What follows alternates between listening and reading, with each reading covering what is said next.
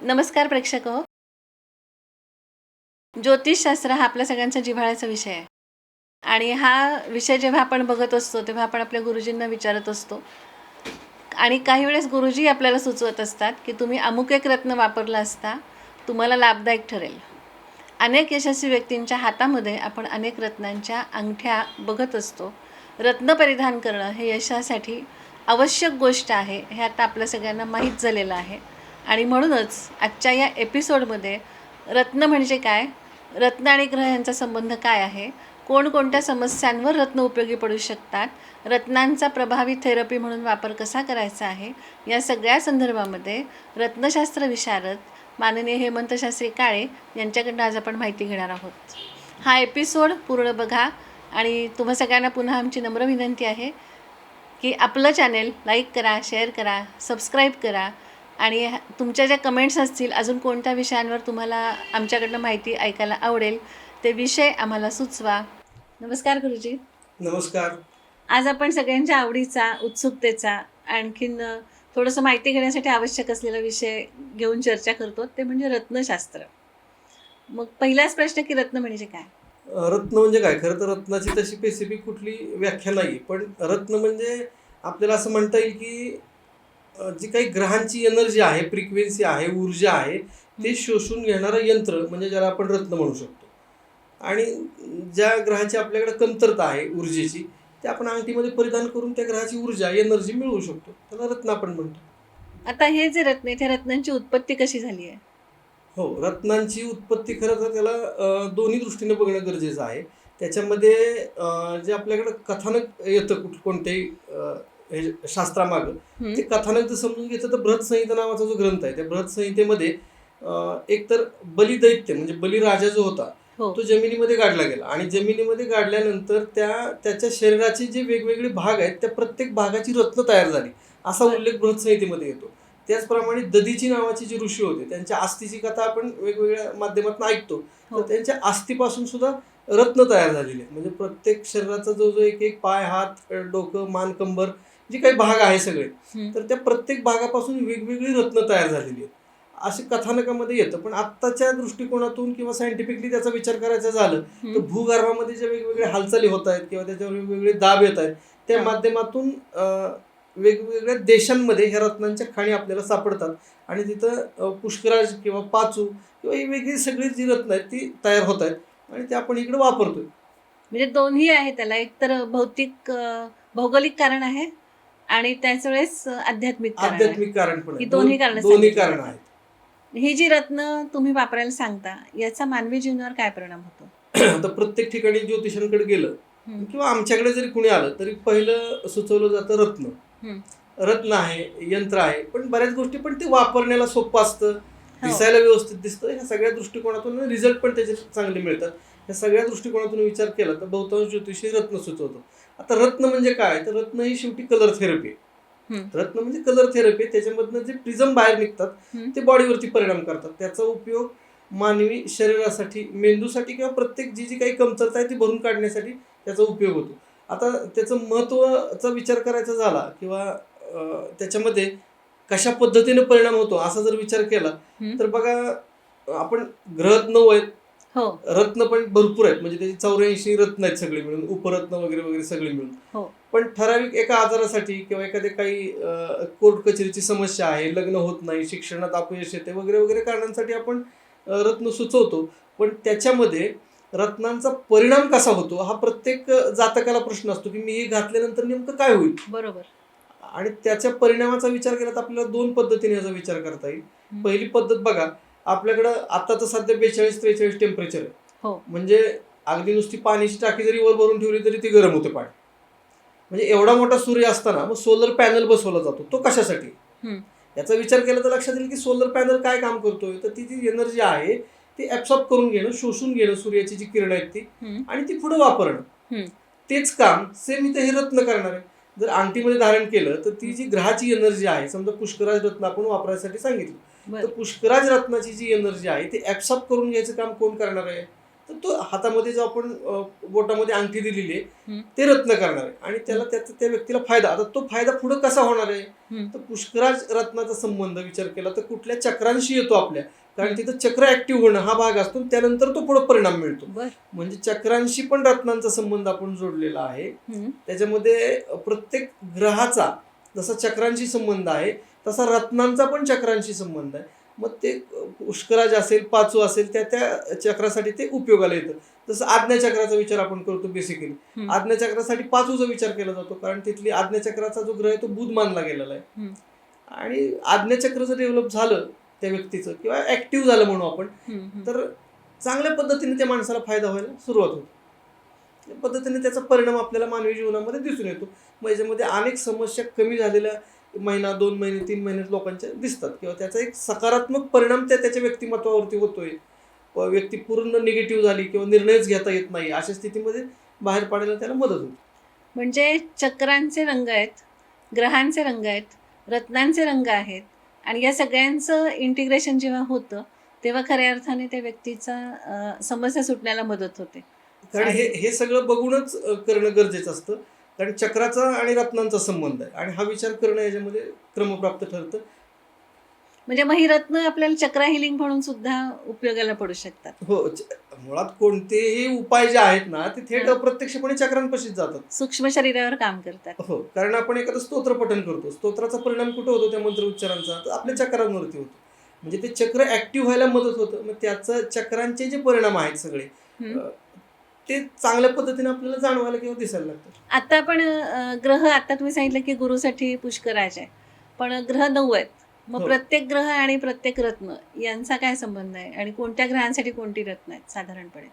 ग्रह आणि रत्न, प्रत्येक ग्रहासाठी एक स्पेसिफिक रत्न सुचवलं गेलेलं आहे आपल्याकडे, कारण त्या ग्रहांची जी वैशिष्ट्य आहेत ती त्या रत्नांमध्ये आपल्याला प्रामुख्याने दिसून येतात. म्हणजे बघा, आता बुधाचं उदाहरण जर आपण घेतलं, बुधाचं रत्न आहे पाचू. मग बुध म्हणजे काय, तर स्मार्टलेसपणा आहे. बुध म्हणजे कम्युनिकेशन स्किल आहे. बुध म्हणजे अकाउंटन्सी आहे. आणि बुधाचा संबंध मेंदूशी येतो.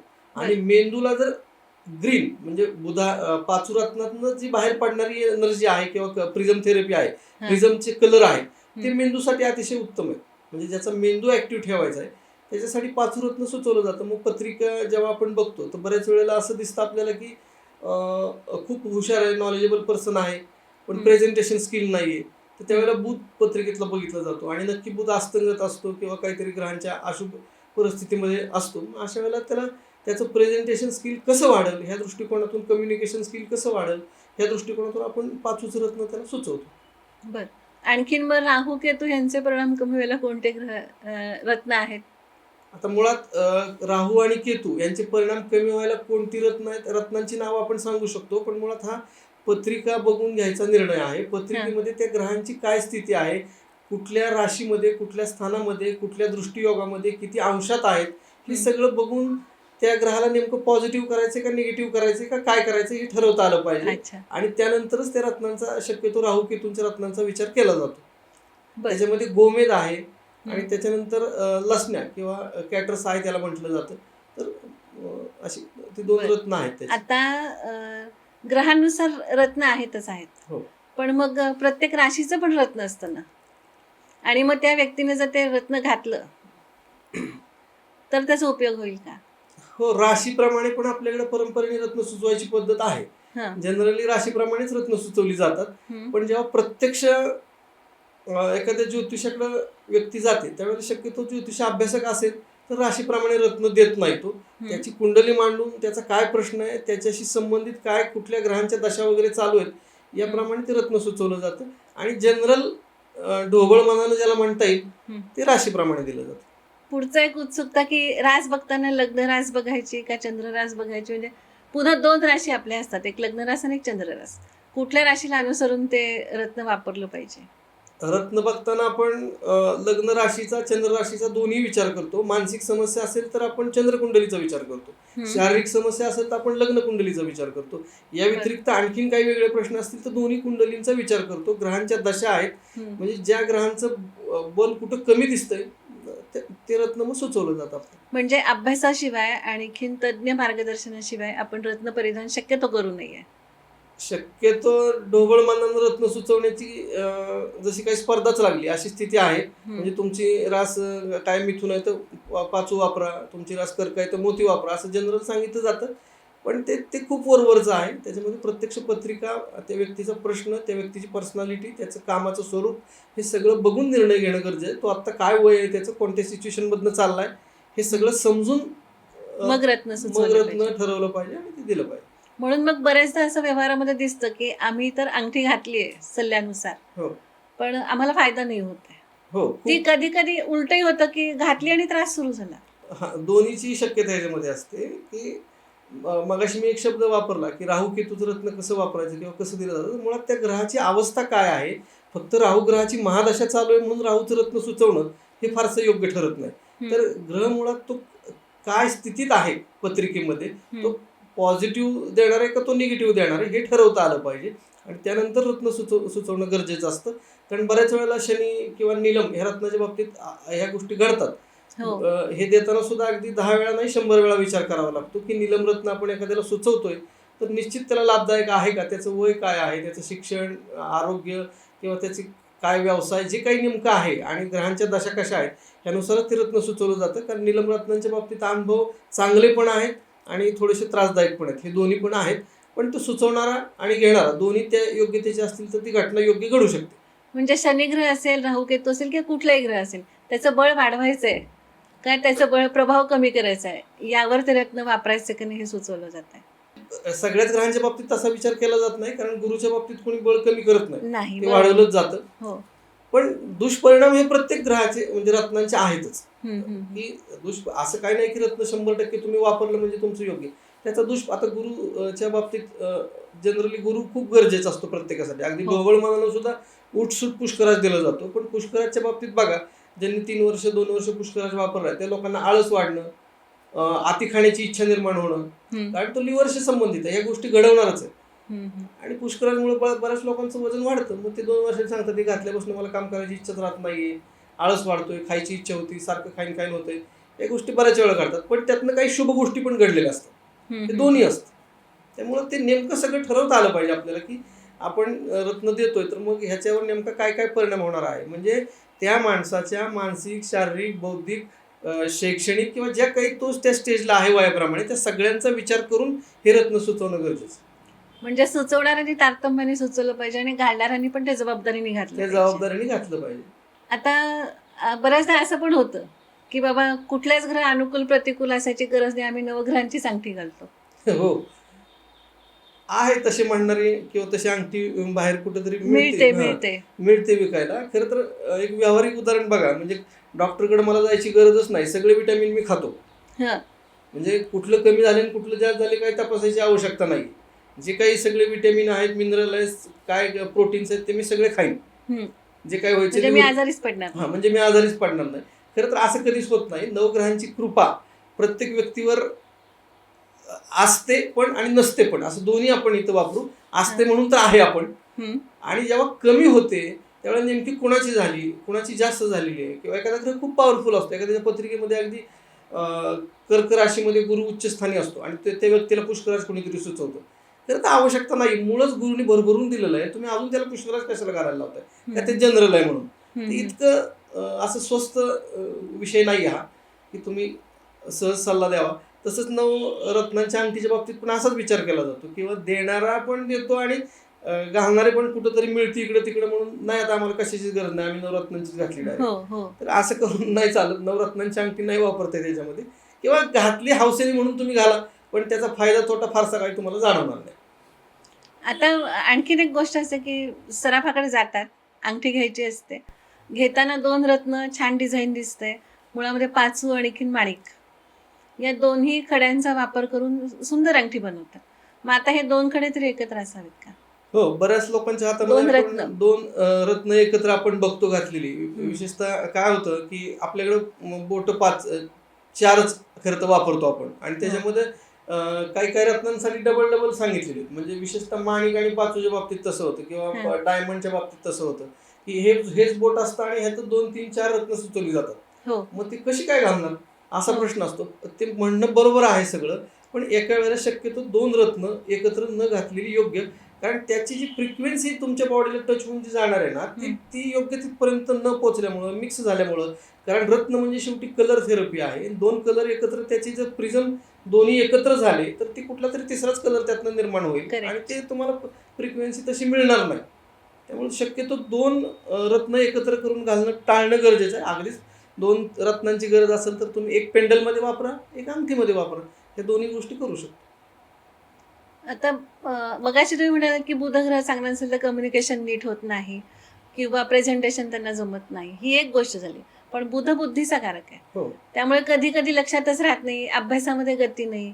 म्हणजे एका बुधामुळे अनेक गोष्टींना उपाय असतो, किंवा शारीरिक समस्या आहेत, मानसिक समस्या आहेत, आर्थिक समस्या आहेत, नातेसंबंधांमध्ये आहेत. या सगळ्या गोष्टींसाठी एकच ग्रह कदाचित कारणीभूत ठरत असेल तर रत्न कशी वापरायची? हो. तेच तेच कौशल्य असतं ह्यातलं, की पत्रिका जेव्हा आता बुधाचाच तुम्ही विषय घेतला तर बुध घेऊ. आपण फक्त बुध म्हणजे कम्युनिकेशन स्किल, बुद्धी, मार्केटिंग, नियोजन, अंदाज, जजमेंट, त्या व्यक्तीची शिस्त, वक्तशीरपणा, ह्या सगळ्या गोष्टी बघतो. पण बुध म्हणजे बहीण पण आहे. त्याचं जर रिलेशन बहिणीबरोबर कसं आहे हे बुधावरून ठरवलं जातं पत्रिकेमध्ये. बुध हा टोटल आपण ज्याला नर्वस सिस्टीम म्हणतो, मेंदू शब्द वापरला त्यापेक्षा आपण नर्वस सिस्टीम म्हणतो. तर नर्वस सिस्टीमचा पण कारक आहे. त्याच्याही पलीकडे जाऊन शरीरामध्ये वात उत्पत्ती जी होते किंवा त्वचारोगाशी संबंध जो असतो तो बुध ग्रहावर पण बऱ्यापैकी अवलंबून असतो. म्हणजे अनेक गोष्टींचा विचार करायचा आपल्याला इथं, की त्या ग्रहाचं स्थान काय आहे, त्याच्यावर दृष्टी कोणत्या आहेत, त्याचे योग कोणत्या ग्रहाशी किती झाले आहेत, त्याची महादशा चालू आहे का, तो ग्रह किती अंशात आहे, हे सगळे अनेक विचार इथं लावायचे. नवमांशात त्याचं बल कसं आहे आणि मग ते तारतम्याने ठरवायचं ज्योतिषाने की या व्यक्तीसाठी हे रत्न योग्य आहे. पण याच्याही पुढे जाऊन आजपर्यंतचा जो माझा काम करण्याचा, रत्न देण्याचा जो अंदाज किंवा अनुभव आहे, बरेचसे प्रश्न बघा असे असतात की टाईप ऑफ पर्सनॅलिटी म्हणजे व्यक्तिमत्वाशी संबंधित खूप प्रश्न असतात, की पत्रिकेमध्ये बघताना आम्ही त्या व्यक्तीचं व्यक्तिमत्व कसं बघायचं. तर एक ट्रायंगल काढतो, त्याच्यामध्ये चंद्र, बुध आणि रवी ह्या 3 ग्रहांचा विशेषपणे विचार करतो आपण. मग पत्रिकेमध्ये रवी म्हणजे काय, तर त्या व्यक्तीची आत्मस्थिती आहे की तो आत्मस्थिती त्याची कशी हे बघितलं जातं. आता आरोग्य वगैरे सगळ्या गोष्टी रवीशी खूप आहेत, पण मूळ आत्मस्थिती कशी, आतून तो माणूस कसा हे आपल्याला कळतं. त्यानंतर दुसरा मुद्दा असतो की बुध म्हणजे काय, तर बुध म्हणजे बुद्धी वगैरे हे सगळं आपण बघितलं. आणि चंद्र म्हणजे मन आहे. मन, बुद्धी आणि आत्मा ह्याच्यावर त्या व्यक्तीची पर्सनॅलिटी ठरते. मग त्याचं शिक्षण असो, त्याचं आरोग्य असो, तो कुठेही काम करत असो, तर तिथं तो कसा वागतोय किंवा काय त्याचं एकंदरीत काम करण्याची पद्धत आहे हे ठरते. म्हणजे मन जर त्याचं स्थिर नसेल, तो अगदी प्राध्यापक आहे, आणखीन काही डॉक्टर आहे, इंजिनियर आहे, पण मनाने खूप अस्थिर आहे व्यक्तित्व, चंचल आहे, चंद्र चांगला नाही चंद्र.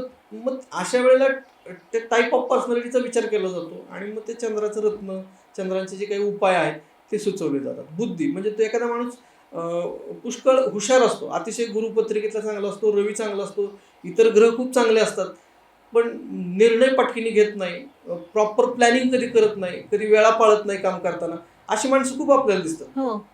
पण मग यांचं नेमकं कशात बिघडलेलं असतं, तर पत्रिकेमध्ये पहिला बुध बघायचा, कारण बुध म्हणजे शिस्त आहे, वक्तशीरपणा आहे आणि नेमका तो कमी असतो इथे. मग अशा वेळेला बुधाची एनर्जी वाढवण्यासाठी आपण पाचू किंवा पाचूचं उपरत्न ह्या गोष्टी देतो. मग हे असे वेगवेगळे निकष आहेत. म्हणजे पत्रिका, टाईप ऑफ पर्सनॅलिटी किंवा याच्याही पुढे जाऊन आपल्याकडे काही स्कॅनर मशीन आहेत. त्या स्कॅनर मशीनच्या सहाय्यानं त्या बॉडीला ते रत्न मॅच होतंय का त्या ऊर्जेला हे आपण बघतो आणि त्याप्रमाणे ते रत्न आपण सुचवतो. याच्यामध्ये म्हणजे पूर्ण यश मिळण्यासाठी रत्नांचा निश्चितपणे उपयोग होऊ शकतो. पूर्ण यश मिळवण्यासाठी रत्नांचा उपयोग होतो. त्याच्यावर काही स्तोत्र मंत्र उपाय केले तर आणखीन जास्त प्रभावी ते राहतं. मी त्या प्रश्नाकडे येणारच होते की रत्न जेव्हा तुम्ही सुचवताय तर तो परिधान करण्याचा काही विधी असतो का?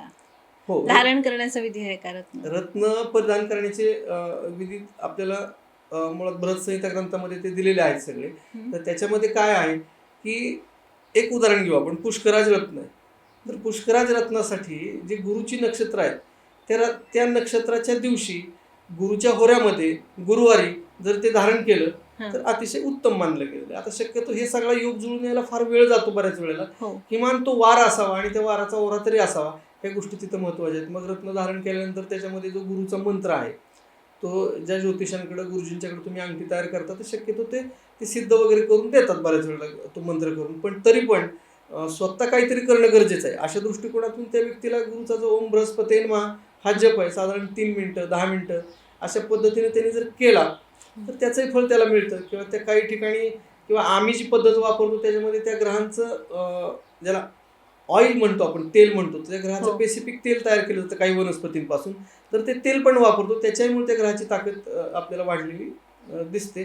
त्याच्यानंतर दान केलं जातं की आता समजा पुष्कराज आहे, गुरुवारी घातलाय, तर तुम्ही दत्त मंदिरामध्ये काही गुरुचं जे दान आहे, डाळ आहे किंवा पिवळ्या वस्तू, पिवळं वस्त्र आहे किंवा एक नारळ आहे, पिवळं फळ आहे, या गोष्टी आपण दान करू शकतो. मग आता तुम्ही म्हणाला की ते ऑइल लावायचं अंगठीला, म्हणजे तुम्ही लावून देता. मग आता हे एकदा लावलं की झालं का परत लावण्याची गरज असते? नाही, स्पेसिफिक परत लावलं तरी त्यांनी चालू शकतं. तशा पद्धतीचे त्यांनी स्वतःकडे जर ग्रहांचे वेगवेगळे ऑइल मिळतात, मार्केटमध्ये पण मिळतात, ते ठेवून जर वापरलं तरी चालू शकतं. ऑइल ही एक पद्धती आहे, ती त्यांनी गरजच आहे प्रत्येक वेळी वापरायची असं काही नाही. तुम्ही हातामध्ये धरून मंत्रचार जरी केलं दर गुरुवारी तरी ते चालू शकतं. अगदी ऑइलच पाहिजे असं नाही, पण शक्य असेल त्यांनी ते वापरायला हरकत पण नाही. मग अंगठी धारण केली त्या ग्रहाची, मग रोज त्या ग्रहाचा मंत्र म्हणायला हवा का? नाही, वेळेप्रमाणे बघा, प्रत्येकाकडे वेळ आहे किंवा ते शक्य असं होत नाही. किमान आठवड्यातनं एकदा जे ग्रहाचा वार असेल, गुरुवार बुधवार जे कोणतं रत्न असेल त्या दिवशी शक्य असेल तर त्यांनी उजव्या हाताच्या मुठीमध्ये धरून तो जर जप केला तर आणखीन ते चार्ज होऊ शकतं. अच्छा. आता अंगठी तर घातली आहे, हो. पण मग मांसाहार करायचा आहे, वॉशरूमला जायचं आहे, दारू प्यायची आहे, कारण ते सगळ्या गोष्टी होत असतात. हो, मग हे करताना अंगठी काढून ठेवायची का? नाही, अंगठीच्या बाबतीत तसा कुठला अंगठी किंवा गळ्यात काय घातलं? पेंडल, अंगठी, रत्न कुठेही शरीरावरती कुठेही आपण जरी धारण केलं तर त्याच्या बाबतीत तसा स्पेसिफिक कुठलाही नियम नाही की तुम्ही झोपताना काढा किंवा मांसाहार करू नका किंवा करताना काढा वगैरे, असा कुठला नियम नाही रत्नांच्या बाबतीत, असं कुठल्या याच्यामध्ये आलेलं नाही. त्यामुळे हे सहज सुलभरित्या वापरता येतं, म्हणून तर रत्नांना एवढी मागणी आणि प्रसिद्धी आहे. कारण त्याला कुठले फारसे नियम नाही.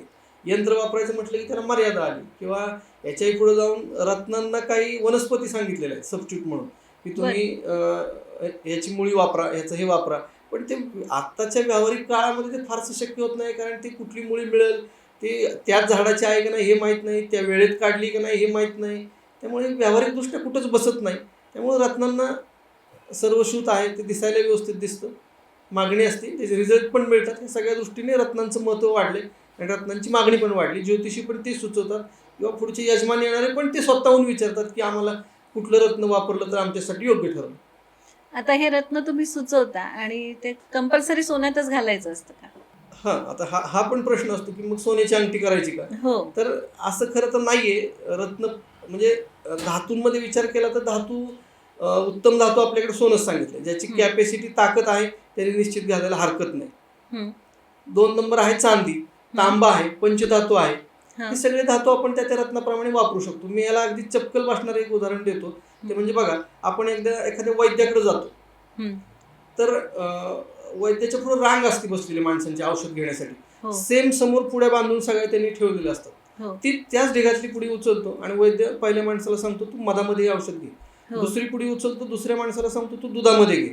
तिसऱ्या माणसाला सांगतो तू केशरामध्ये घे. चौथ्या माणसाला सांगतो तू पाण्यामध्ये घे. अरे पण औषध एकच आहे आणि तुम्ही सगळ्याला वेगवेगळं सांगताय कशासाठी? हा प्रश्न जेव्हा पडतो त्यावेळेला वैद्य काय सांगतो की ज्याची क्षमता केसरामध्ये घ्यायचे त्याला जर पाण्यात घ्यायला सांगितलं तर कदाचित त्याला ते पटणार नाही किंवा त्याला ते त्याला पटणारच नाही त्याला, आणि त्यामुळे त्याचा इफेक्ट होणार नाही त्याला. तसं इथं पण नियम लागू होतो की एखाद्याला जर खरोखर सोनं वापरायची ऐपतच आहे, सहज घेऊ शकतो, काही प्रश्न नाही, त्याने निश्चित सोन्यात वापरावं, काही हरकत नाही. पण एखादा रत्न घ्यायचं म्हटलं की तो घाबरतो आहे मला सोनं घ्यावं लागेल. ठीक आहे, चांदीत वापर, फरक पडणार आहे तो तुला त्याचाच पडणार आहे, रत्नाचाच पडणार आहे. धातूचा फरक नंतर आहे, किंवा पंचधातू आहे, किंवा काही रत्न तांब्यामध्ये पण आपण वापरायला सांगतो. असाच विचार त्या वैद्याच्या आयुर्वेदाप्रमाणेच हा विचार आहे. त्यामुळे असं काही नाही की तुम्ही सोन्यात घातलं तर जास्त फरक पडेल, चांदीत घातलं तर कमी पडेल, असं काही होणार नाही. सोन्याचं बंधन नाही, सोन्याचं बंधन नाही. बऱ्याचदा पुष्कराज आणि ते रत्न खूप महाग असतात. मग या रत्नांना काही उपरत्न आहेत का, की आम्हाला रिझल्ट तर हवे पण आम्हाला एवढे पैसे नाही गुंतवायचे? हो, रत्नांना उपरत्न पण आहेत. आता पुष्करासारखं त्याचं सिट्रिन नावाचं उपरत्न आहे आणि प्रत्येक रत्नांची उपरत्न आहेत. आता हे बघा, काय मार्केटमध्ये जे काही चालू आहे त्याप्रमाणे ते सेल होतं. आता प्रत्येकाची कॅपॅसिटी कमी जास्त असू शकते, आर्थिक कॅपॅसिटी, त्याप्रमाणे त्यांनी ठरवून ते रत्न ठरवणं गरजेचं आहे. ही जी उपरत्न आहेत, जी मुख्य रत्नांना पर्याय म्हणून वापरतात, त्याचा प्रभाव मुख्य रत्नांना इतकाच होतो का? त्याचाही प्रभाव होतो, मुख्य रत्नांइतकाच होतो. पण बघा, प्रत्येक गोष्टीला मर्यादा आहे. म्हणजे ज्याला आपण मार्केटमध्ये गेल्यावर आपल्याला शर्ट 200 रुपयाला पण मिळतो, 2000ला पण मिळतो, 3000ला पण मिळतो. तशीच पद्धती आहे. तर थोडासा वेळ लागेल, पण रिझल्ट त्याचा हमखास मिळू शकतो सिट्रिनचा सुद्धा, म्हणजे कोणत्याही उपरत्नांचा सुद्धा.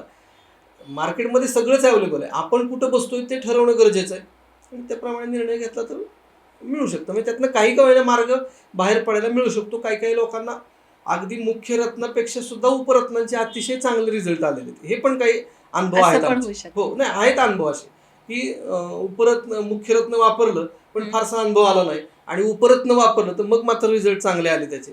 असंही घडलेलं आहे. त्यामुळं ते तारतम्याने हे सगळं ठरवूनच पुढे जाणं गरजेचं असतं. बऱ्याचशा महिला आपल्या मंगळसूत्रामध्ये पोळं घालतात. खूप जणांच्या असतंच असतं. मग ते पोळं घालावं का? हो, आपल्याकडं लग्नानंतर मंगळसूत्र घालायची पद्धत आहे. हो. लग्नाच्या आधी पत्रिकेत मंगळ आहे का तो बघितला जातो आणि लग्नानंतर मंगळसूत्र घातलं जातं. हो. तर ह्या मंगळाचं नेमकं काय वैशिष्ट्य आहे, म्हणजे तिथं पण आलं आणि इथं पण आलं हे. तर आपल्याकडे बघा, मंगळसूत्रच म्हणलं जातं. शनीसूत्र, सोमसूत्र, बुधसूत्र हे काही म्हणलं जात नाही नाही, मिळत. मंगळसूत्रच म्हणलं जातं. मग ते मंगळाचा काय संबंध आहे तिथं? तर मंगळसूत्र याचा अर्थ काय होतो, तर मुळात मंगळ ग्रहाची अमर्यादित ताकद किंवा त्याचा एक निर्णय घेण्याची क्षमता बर त्या स्त्रीकडं कुणीही वाईट नजरेने बघू नये अशा अर्थानं ते मंगळसूत्र आहे. बर आता म्हणून मंगळसूत्रामध्ये पूर्वी जे काळे मणी असायचे त्याच्याबरोबर काही लाल मणी पण असायचे, म्हणजे तो पोळं हो, हो. म्हणूनच ते दिलं जायचं.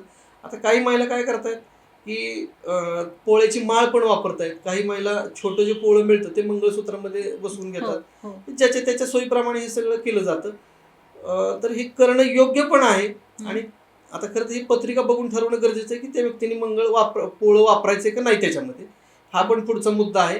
काही ठिकाणी परदेशामध्ये याच्यावरती संशोधन झालेलं आहे की त्या स्त्रीने जर पोळं वापरलं तर त्याचा काही साईड इफेक्ट पण होतोय. म्हणून हे तारतम्यानं वापरणं गरजेचं आहे. कारण याच्यामध्ये ज्यांनी वापरलंय त्यांना काही ब्रेस्ट कॅन्सर वगैरेचं प्रमाण पण वाढलेलं आहे. म्हणून ते तारतम्यानं विचार करणं याच्यामध्ये गरजेचं आहे. बर त्यामुळे योग्य तज्ज्ञ माणसाची, ज्योतिषाची गाडी घ्या आणि मगच ठरवा. नाही तर ते वापरणं शुभ असतं असा एक समज आहे. शुभ आहे ते बरोबर आहे. आपला पारंपरिक संकेत तो पण आहे. आणि मंगळाचं रत्न किंवा मंगळसूत्रामध्ये मंगळ वापरणं त्याची कारण पण आहेत सगळी. हे झालं कारण, पण त्याचा पुढे जाऊन होणारा परिणाम याचा पण रिसर्च जो झालाय तो परदेशामध्ये झालेला आहे आणि त्याच्यावरती त्यांना काही स्त्रियांच्या मध्ये ब्रेस्ट कॅन्सरचं प्रमाण दिसलेलं आहे. त्यामुळे हे दोन्हीचं तारतम्याने विचार, अगदी मी घातलं म्हणजे मला होईलच असाही त्याचा अर्थ घेऊ नका. म्हणजे याचा तारतम्याने विचार करून निर्णय घेणं गरजेचं. म्हणजे अगदी मला असं वाटतं की आपली पारंपरिक जी पद्धत होती की त्या मंगळसूत्रांच्या काळ्यामध्ये कुठेतरी 3-4 मणी वापरणं मध्यम मार्ग आहे ह्याचा. तुम्ही स्पेशल पोळं घेऊन पोळ्याची माळ नको. पोळं घेऊन घालाल तर कदाचित ते त्रासदायक होईल. आता हा सगळा पुढचा संशोधनाचा विषय, त्याच्यावर आता फारसं बोलणं योग्य ठरणार नाही. अंकशास्त्रानुसार सुद्धा खूप जण जातात की आमचा शुभांक हा आहे, मूलांक हा आहे. तर मग अंकशास्त्रात रत्न सुचवली जातात का?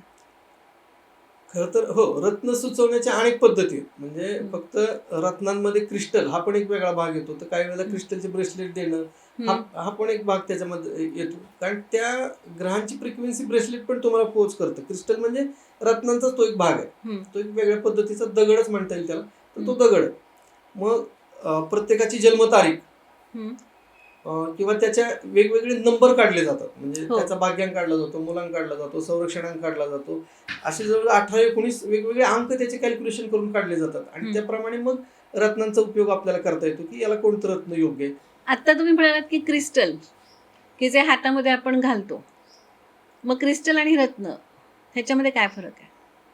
क्रिस्टल आणि रत्न, आता फरक किमतीचा आहे खरं तर याच्यामध्ये.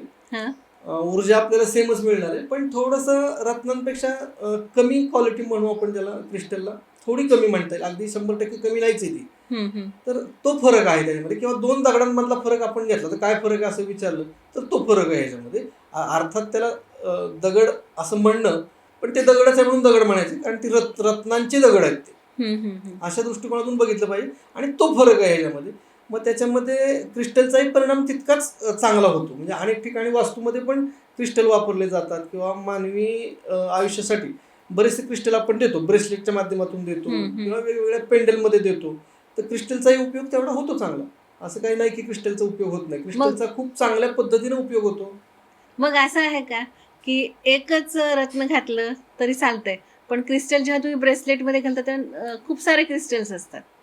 पण मग मिळणारी ते जी ऊर्जा आहे ती त्या एका रत्नाच्या तुलनेतच मिळत असते. ते दिसायला सुंदर दिसतं, अट्रॅक्टिव्ह वाटतं, लोकांना अच्छा. किंमतही कमी असते, वापरायला सहज सुलभ असतं.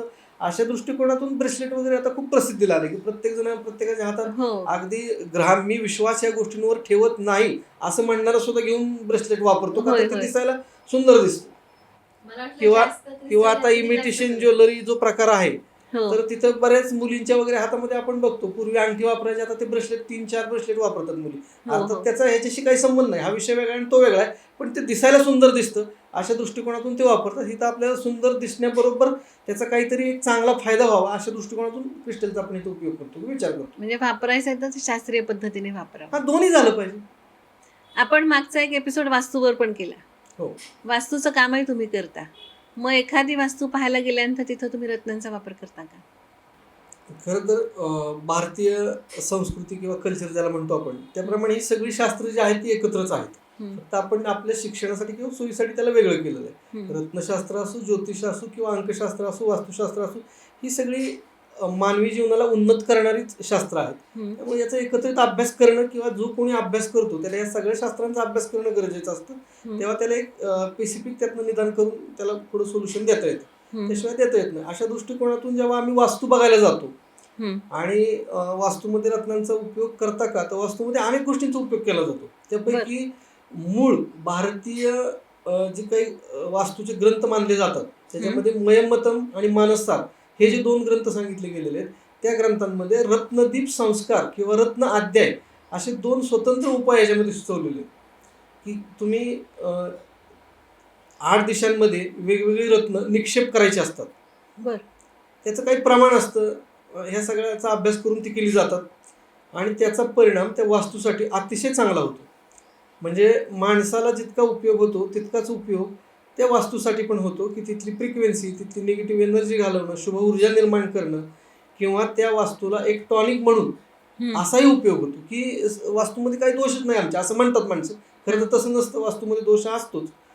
तरीसुद्धा त्याला एक जसं लहान बाळाला आपण लस टोचतो की त्यावेळेला काही त्याला आजार झालेला नसतो कुठला, हो, पण लस मात्र टोचली जाते. तशा दृष्टिकोनातून विचार केला तर ती रत्न आपण वास्तूमध्ये रत्नदीप संस्कार त्याचा करतो किंवा रत्न अध्याय करतो. हे पण वास्तूसाठी रत्नांचा खूप मोठा उपयोग याच्यामध्ये आहे. किंवा मूळ भारतीय जे काही ग्रंथ आहेत वास्तुशास्त्राचे त्याच्यामध्ये पहिला उपयोग त्यांनी रत्नांचा सांगितलेला आहे अनेक उपायांपैकी. मानसिक स्वास्थ्य सध्याच्या काळामध्ये सगळ्यांचंच खराब आहे. ताणतणाव वातावरणात पण आहेत, घरात पण आहे. मग मानसिक स्वास्थ्यासाठी रत्न कशी उपयोगाची आहेत? मानसिक स्वास्थ्यासाठी रत्न खूप महत्त्वाचे आहेत. आता तुम्ही क्रिस्टल हिलिंग हा प्रकार ऐकला असेल, क्रिस्टल थेरपी हा प्रकार ऐकला असेल किंवा रेकी ह्या माध्यमातून पण रत्नांचा किंवा क्रिस्टलचा उपयोग केला जातो. हे सगळं करत असताना रत्नांचा खूप म्हणजे काही काही रत्न स्पेशल हिलिंगसाठी आहेत, काही काही क्रिस्टल स्पेशल हिलिंगसाठी आहेत की कोणता कशाचं हिलिंग करायचं आहे त्याच्यावरती ते अवलंबून आहे कोणतं क्रिस्टल आपण वापरणार आहे ते. त्याप्रमाणे आपण मानसिक स्वास्थ्यासाठी, हे झालं मानसिक स्वास्थ्य, पण पत्रिकेच्या माध्यमातून बेसिक रत्न जरी वापरायचे म्हटलं तरी मानसिक स्वास्थ्य म्हणजे पहिला संबंध येतो मनाचा. मनाचा संबंध येत असताना मनाचा विचार चंद्रावरून केला जातो आणि पत्रिकेमध्ये चंद्र कसा आहे याच्यावरून ते रत्न ठरवलं जातं. बऱ्याच वेळेला आपण नुसतं रत्न न देता त्याला वेगवेगळ्या थेरपीचा पण उपयोग करतो. म्हणजे जरी एखाद्याला मोती सुचवला तर मोती बरोबर आपण मनाशी संबंधित असणारी पुष्पावषधी पण त्याला सुचवतो. त्याचाही फायदा दोन्ही एकत्र केल्यामुळे होतो. काही वेळेला त्याला हिलिंग हा पण भाग आपण ज्याला क्रिस्टल हिलिंग म्हणतो की त्या चक्रांवरती ते क्रिस्टल ठेवले तर त्याचाही उपयोग मानसिक स्वास्थ्यासाठी किंवा शारीरिक स्वास्थ्यासाठी या दोन्हीसाठी पण होतो. तर मानसिक स्वास्थ्यासाठी पण उपयोग होतो आणि शारीरिक स्वास्थ्यासाठी पण रत्नांचा किंवा क्रिस्टलचा उपयोग आपल्याला मोठ्या प्रमाणामध्ये करता येतो, करून घेऊ शकता येतो. फक्त त्या विषयाचं जाणकार व्यक्ती मिळणं आणि त्याच्याकडून ते परफेक्ट घेणं हे फार याच्यामध्ये महत्त्वाचं आहे. मोठी माणसं तर रत्न वापरतात, पण लहान मुलांना पण समस्या असू शकतात. मग तुम्ही त्यांना पण रत्न देता का? कोणत्या वयापासून साधारणपणे रत्न धारण करावीत? खरं तर वयाचं बंधन नाहीये त्याला रत्नाला. हां. लहान मुलांना पण रत्न देता येतात. मग त्याच्यामध्ये लहान म्हणजे अगदी तो शाळेत जात असेल एवढं तर आपण गृहीत धरूया. अगदी छोट्या बाळाला तर देणं शक्य नाही, कारण ते तोंडात घालणं वगैरे या गोष्टी घडू शकतात त्याच्यामध्ये. तर छोट्या बाळासाठी नाही, पण शाळेत जातो इथपासून जर पुढं धरलं आपण अगदी 5 ते 6 वर्षापासून पुढं, हं. तर त्या बाळाला आपण त्या मुलाला देऊ शकतो रत्न. हं. त्याच्यामध्ये अगदी तुम्ही जास्त किमतीची रत्न न देता छोटा क्रिस्टल किंवा उपरत्न हं. किंवा थोडीशी कमी प्रतीची रत्न म्हणता येईल ज्याला, की किंमत कमी, अगदी हरवलं, त्याच्याकडनं पडलं, तुटलं तर त्याचं टेन्शन फार आर्थिक येऊ नये, येऊ नये. अशा दृष्टिकोनातून ती रत्न दिली तर त्याचा उपयोग होतो. मुलांना विशेष करून काय तक्रार असते, एक तर आरोग्याची किंवा त्याचं मन स्थिर नाही, फार खोड्या करतो वगैरे अशा हो. किरकोळ समस्या असतात त्याच्यात. तर ते बेसिक 2-3 रत्नांचाच उपयोग जास्त होतो. आत्तापर्यंतचा माझा अनुभव तसा आहे. विशेषतः मोती रत्न जास्त उपयोगी ठरतं लहान मुलांच्या बाबतीत. किंवा एखादं मूल सारखंच आजारी पडत असेल तर टायगर आहे, हे पण एक उपरत्न आहे. ते पण दिलं जातं लहान मुलांच्या बाबतीत. त्याला काय दृष्ट लागली, नजर लागली वगैरे, हे बऱ्याच ठिकाणी ह्या गोष्टी आहेत. त्यामुळे त्या रत्नांचा उपयोग होतो लहान मुलांसाठी. गळ्यात घालायला द्यायचं गळ्यामध्ये पेंडलमध्ये. दिलं जातं, काही गळ्यात आजकाल शाळांमध्ये काहीच वापरायची परवानगी नाहीये, त्याचा हो. विचार करावा लागतो. मग ते कधी कमरेला, गोफाला वगैरे असं वापरून दिलं जातं. पण वापरता येतं. वापरता येतं आणि त्याचा फायदाही होतो. अनेकांना वापरता येतात. आता अनेकांना फायदा झालेला पण आहे, असं काही नाही. मग रत्नांबाबत आणखीन सर्वसाधारण माहिती काय सांगाल? रत्नांमध्ये खरं तर रत्न हा जो विषय आहे, एखाद्या बघा माणसाने काही उत्तुंग त्याच्या आयुष्यामध्ये काम केलं तर त्याला नररत्न असं म्हटलं जातं. हो. किंवा पूर्वीच्या काळी जे राजवाडे हे जे होते, तर एखाद्याने काही मोठं कार्य काम केलं तर त्याला हिरे, माणकं, पाचू ही रत्न त्याला दिली जायची, भेट हो. दिली जायची. किंवा कोणी त्या पद्धतीचा अतिथी आला तरी त्याला रत्न भेट दिली जायची.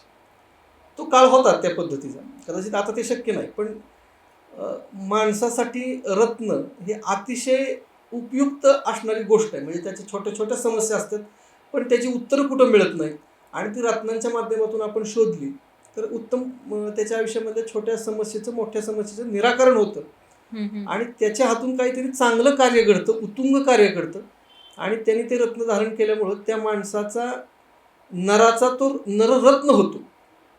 चांगली व्यक्ती होते, प्रसिद्ध लिहिते. अशी अनेक उदाहरणं आपण फिल्म सिटी वगैरे इकडे बघतो.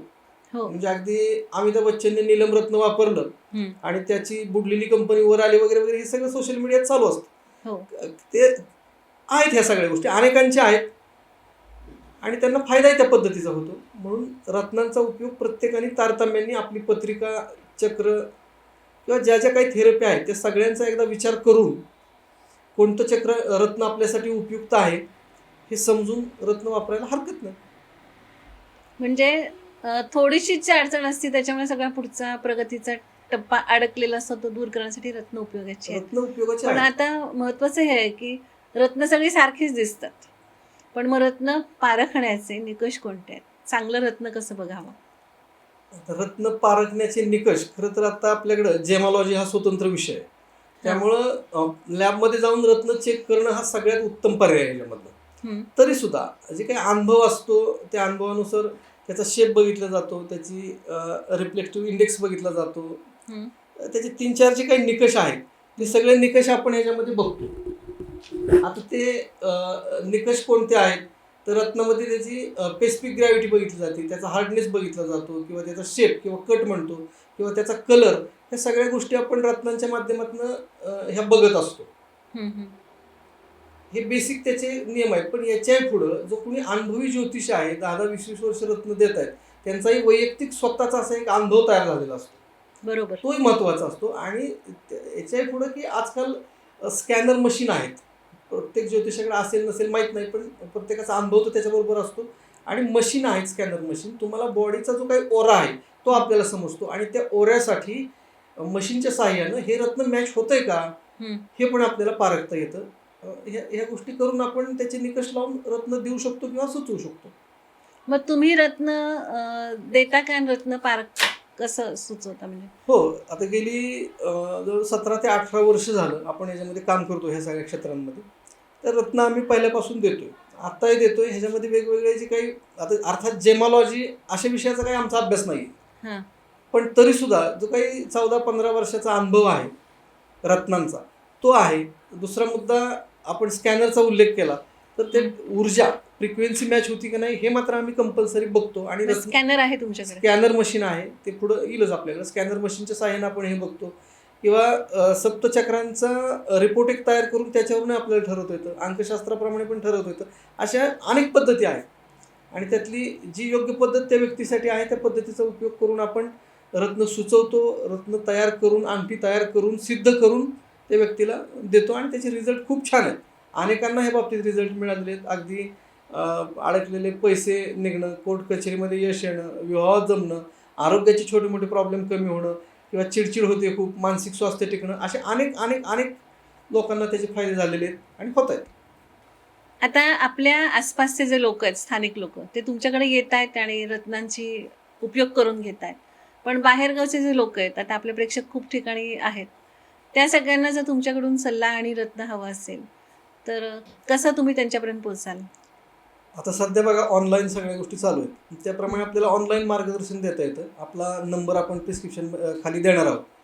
त्याच्यामध्ये त्या नंबरवरती जर त्यांनी कॉन्टॅक्ट केला आपल्याला, त्याची जन्मतारीख, जन्मवेळ, जन्मठिकाण, त्याचा फोटो, ह्या गोष्टी जर आपल्याला पाठवल्या तर त्याच्यामधून आपण त्याला कोणतं रत्न लाभणार हे निश्चितपणे ठरवू शकतो. आणि कुरिअरच्या माध्यमातून त्याला पेंडल, अंगठी काय स्वरूपात पाहिजे त्याप्रमाणे आपण त्याला पोच करू शकतो. म्हणजे ऑनलाईन कन्सल्टिंग करता येत आहे? ऑनलाईन मार्गदर्शन आहे. रत्न पण आपण त्या पद्धतीने देतच आहे. त्याच्यामध्ये ब्रेसलेट हा पण प्रकार आहे. वेगवेगळी रत्न आहेत, यंत्र आहेत, या सगळ्या गोष्टी आपण ऑनलाईन पद्धतीने देतो. रत्नासारखी सुंदर माहिती सांगितलीत गुरुजी रत्नांबाबत, आणि निश्चितपणे आपल्या प्रेक्षकांना उपयोगी पडेल. धन्यवाद. धन्यवाद. प्रेक्षक, आत्ताच आपण रत्नांचे विविध उपयोग या संदर्भामध्ये सविस्तर माहिती काळे गुरुजींकडनं घेतली.